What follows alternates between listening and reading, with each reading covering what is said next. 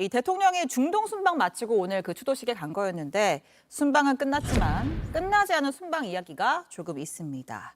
자, 대통령실이 순방 중에 공개한 사진을 두고 지금 민주당과 좀 공방이 좀 있거든요. 자, 저희가 영상으로 좀 준비를 했습니다.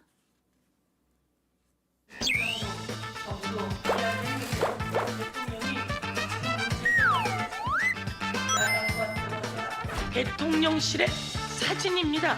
여기 대통령실이라고 써 있는데 이 사진들을 계속 올리며 김건희 여사를 중앙에 앉힌 사진을 내놓느냐, 좀 위치가 이상하지 않습니까? 배우자인 김건희 여사에 대해서도 의존적으로 많은 예우를 했습니다. 일일이 공개할 수는 없지만 사우디 측은 행사마다 김 여사를 배려하는 모습을 보였습니다. 네, 민주당의 이 최고위에서 공개적으로 왜 자꾸 순방에 김건희 여사가 중심 사진이 있느냐라고 문제 제기를 했고, 대통령실에서는 사우디가 이례적으로 좀 특별 대우를 해준 거고, 또 국민의힘에선 그게 바로 국격이다 이렇게 나섰거든요. 자, 어떻습니까? 좀 민주당이 꼬아보는 건지 어떻게 평가하세요? 둘 다죠. 그러니까 예. 이 김건희 여사와 사진과 관련된 논란 이제 시청자분들도 지겨울 겁니다. 이제 무슨 뭐 사진만 올라왔다 하면은 민주당이 이거에 대해서 이제 문제 제기를 하고 네. 이 최고위 이런 데서 뭐 이 지적을 하고 이러는데 그럴 필요까지는 없는 거고요. 개별 의원들이 뭐 문제 제기하거나 해도 될 거고. 그리고 이제 대통령실도 이것을 이게 항상 문제가 되는데 왜 굳이 김건희 여사와 관련된 김건희 여사가 중심에 있고 김건희 여사가 홍보의 중심이 돼 있는 것 같은 그런 사진들을 왜 계속 홍보성으로 계속 내놓느냐 말입니다. 용산 대통령실의 홈페이지는 대통령이 홍보의 중심이 됐어야 되는데 왜 자꾸 영부인이 중심이 되는 사진을 왜 계속 노출을 하냔 말이죠. 이 비판이 되면은 좀 삼가야 될 거 아닙니까, 이것도. 그걸 계속 하고, 그리고 이거를 왜 여당의 또 유력 의원은, 박대출 의원 같은 유력 의원은 왜 이걸 또 정당화하냔 말이죠. 또 한 발 나서서. 이런 모든 상황들이 이 문제를 해결을 하는 게 아니라 상황을 악화시키고 있어서 네. 더 피곤하게 만들고 있어서 평론가로서는 상당히 절망을 하고 있습니다.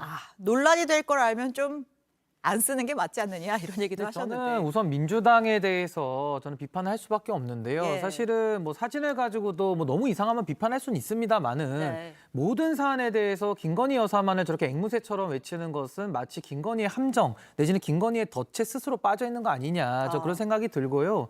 지금 민주당이 집중해야 될 것은 지금 정부가 잘못하고 있는 부분들이 많은데 그 많은 실정들은 다 어디로 가고 저렇게 지엽적인 사진만을 가지고서 꼬투리를 잡고 늘어지는 거, 이건 너무 볼성사납 따라 듭니다. 생각이 들고요.